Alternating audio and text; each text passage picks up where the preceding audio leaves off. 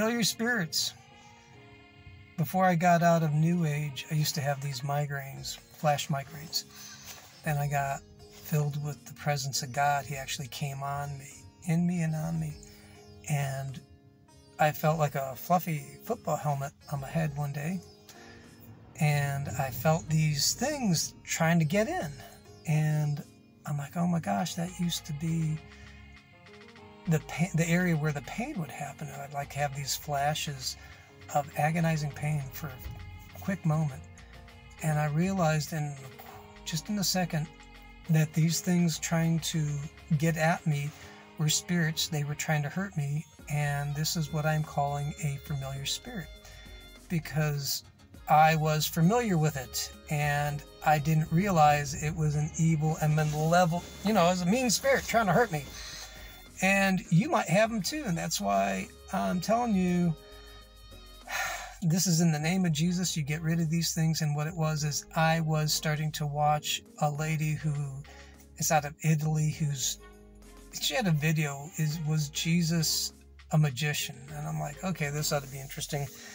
And basically, it's everything except Jesus as God. It's everything except the Bible. You might use parts of the Bible to justify what you want, and not so much to mock and ridicule Christianity, but she was, she wants nothing to do with it. And she's just using the Bible to ask the question, was Jesus a magician? And eventually in her video, it took a while, but she said no. But it was just in the way she was analyzing it at that moment. She wasn't saying, no, he wasn't a magician. It's just, no, not the way I was defining it.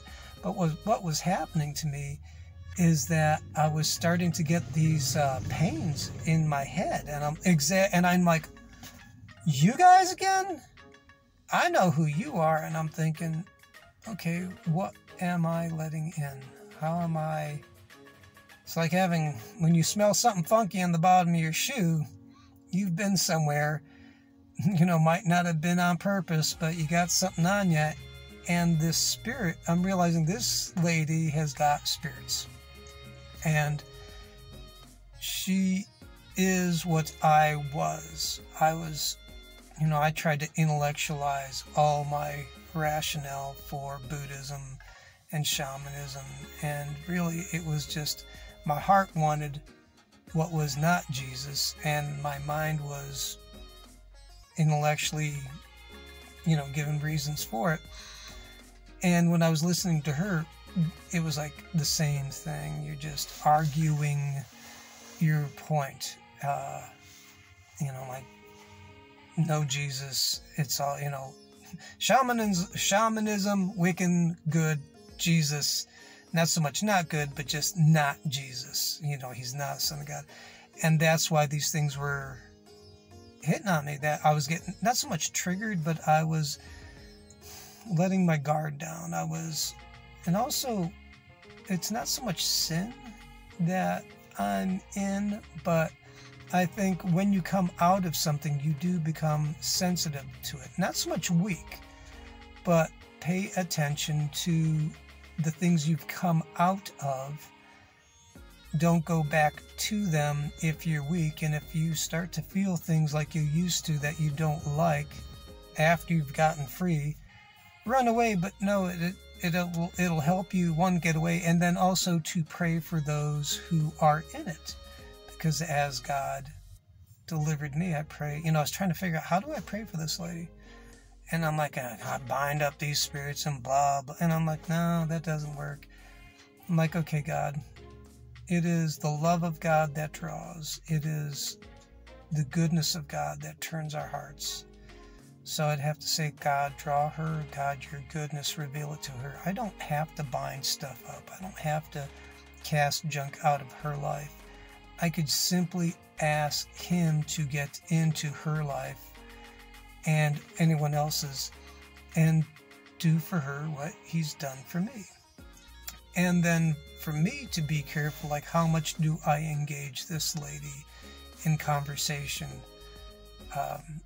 Kind of challenging, to be honest, because she was talking about miracle signs and wonders, and I'm thinking, well, I could introduce her to Some people that I know do it a lot, and I myself have had enough where I can put up, I could defend, I could put up a good argument, but I'm thinking, that's just it. It's just an argument.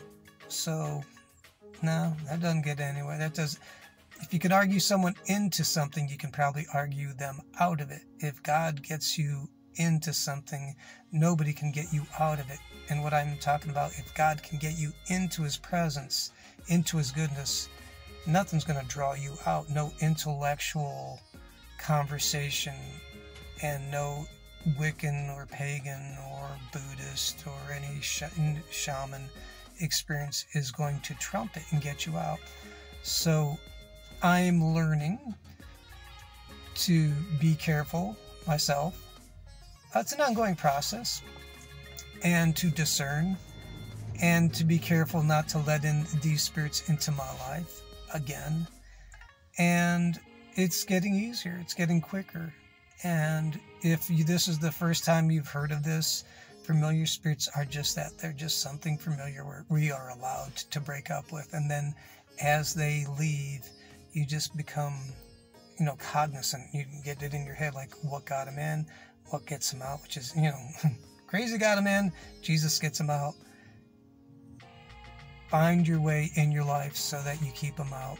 And it's really in the name of Jesus they get out. If it's a demon, it's the presence of God. In the name of Jesus they leave. And then you just watch out how you're acting in people, places, and things. And right people, places, and things, and, and thoughts, you're going to be okay. That's the quick outline of familiar spirits, how to deal with them, how to recognize them.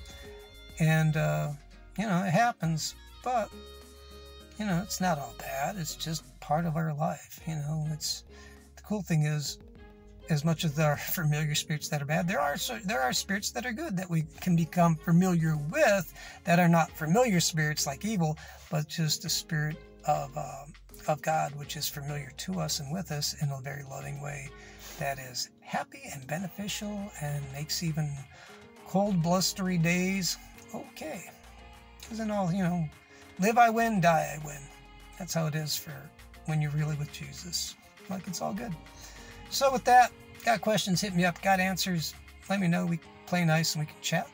Till then, ciao, shalom, arigato, das vidanya. Goodbye. Give your heart to Jesus. Tell him I said hi. Good day.